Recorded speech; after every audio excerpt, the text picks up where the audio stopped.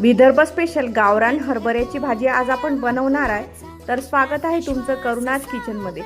तर हरभऱ्याची भाजी स्वच्छ निसून घेतली आहे, बारीक चिरून घेतली आणि कढईमध्ये तेल टाकलंय आणि लसूण टाकला। तर लसूण इथे ठेचूनच घातलाय जाडसर असा, आणि आवडीप्रमाणे आपल्या मिरच्या घालायच्या हिरव्या, आणि त्यामध्ये हरभऱ्याची भाजी घालून थोडी हलवून घ्यायची, मिक्स करून घ्यायची आणि चवीप्रमाणे इथे मीठ घालून, तर मीठ इथे थोडं बेताने घालायचं कारण की ही भाजी ऑलरेडीच खारट असते।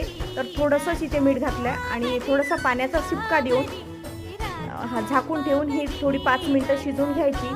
तर इथे भाजी एकदम तयार आहे, छान अशी भाजी तयार होते आणि अतिशय उत्तम ही भाजी लागते।